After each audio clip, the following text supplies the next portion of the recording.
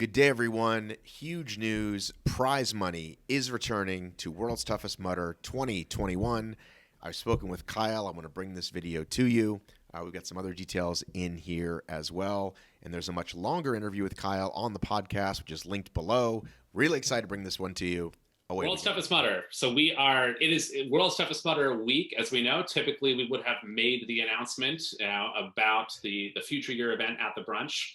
Sadly, no brunch this year, although I saw Chris Betcher is doing a virtual Zoom bar crawl, which I'm interested to see how that pans out on Monday. So we'll have to tune in for that one. But some great things we've got in progress for Worlds next year. As Joe promised when acquiring Tough Mudder back in February. You guys throw some money at World's Toughest and then let them, do what they do with it.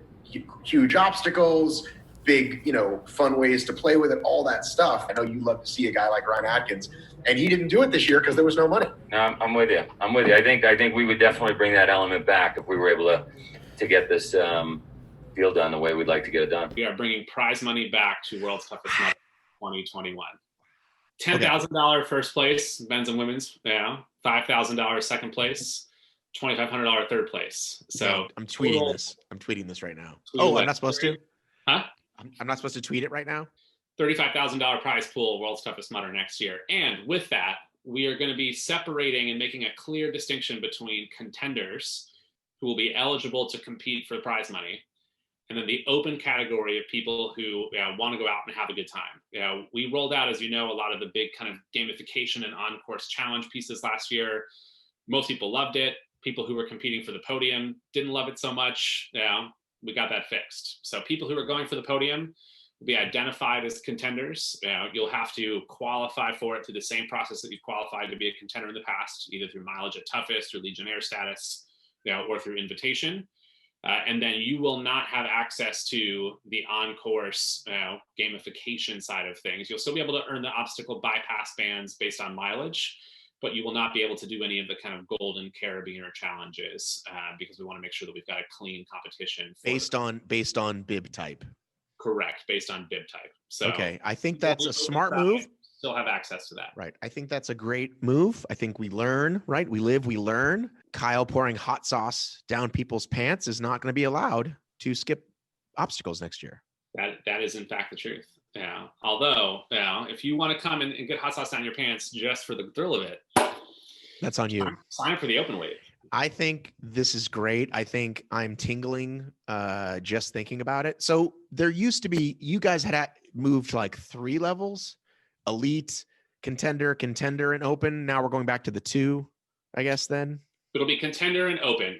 We may allow certain invited athletes to line up front and toe the line in the same way that we even did last year, just so that they've got a clean start coming off the bat. Last year it was Trevor and Chris and Amelia and Aaron and all the others, kind of lined up on the front line. Right. But there will not be a separation between contender and elite contender status in the way there's. Okay, I think that's again also smart. Yeah, that was pretty arbitrary historically, right? So. Well, it just got a little bit confusing because the other thing that goes with that is the pit space, of course. That's the other big thing. So how will that be determined? Pit space will still be on pre-selection this year. So we'll be rolling out probably much earlier than we had last year, but you'll be able to go online, select your pit space. Look, as much as the community was skeptical about it when we first launched it out, the feedback we got was unanimously light years better than the kind of Walmart Black Friday mad rush that it had been historically. So it will definitely be which is ironic because many of us go to Walmart when we get to the town to buy things. So, but with the electronic thing, audio listeners, my impression of the cat meme typing. Can't remember. Did you get first selection if you had mileage or previous champion? You got to go online at 8 a.m. instead of 10 a.m. Yeah, so we rolled it out and it was actually over the course of days. So it wasn't even like an 8 a.m., 10 a.m. thing. It was like there was a 2-day window for contenders, then a 2-day window for Holy Grail, people who were in pursuit of the Holy Grail, a 2-day window for people who were what we call legacy World's Toughest Mudder, people who've done at least 5. And then we'll now be able to get to the group of people next year who've done all 10 of them. So short group. Short group. I think it's 9, maybe 10 people. Are we I hate to say this, don't get mad at me, but are we counting this year? Not counting this year. Okay. Counting live World Cup. Okay, good. No offense. I know we're going to get to that and people are going to have a blast and it's going to be great for the community, but yeah, we can't count mileage. We can't count number of appearances. We got to throw that out for, doesn't count for headband status, doesn't count for anything. Kind of stuff. Yeah, we have to. It's just not fair otherwise, right? People who have, gone through the ice in Jersey, people who have survived a windstorm, like you can't count the same way.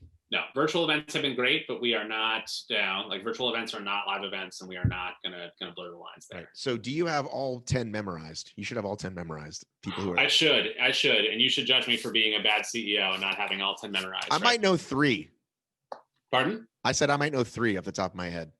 All right, hit me. What you got? Okay, so Jim, right? I think Campbell's on the list. Yeah. Joe Perry. I don't think Perry was there for year 1.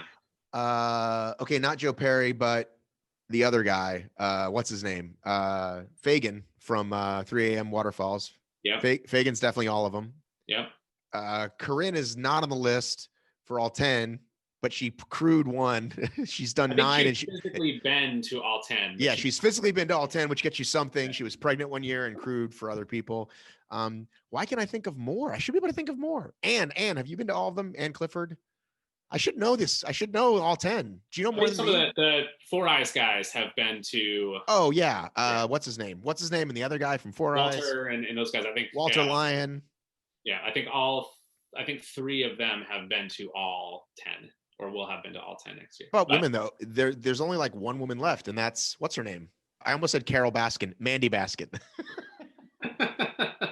Mandy Baskin has been. She's the only woman left. Yeah. Thanks so much for watching, WTM fans. I'm really excited to bring this to you. I think it's going to be awesome to see all the elite athletes back going after the big money. As I said earlier, there's a podcast link below with a longer conversation with Kyle where we also discuss the 2021 venue. Thanks so much for watching. Love ya. Miss ya. Mean it. I've got to run.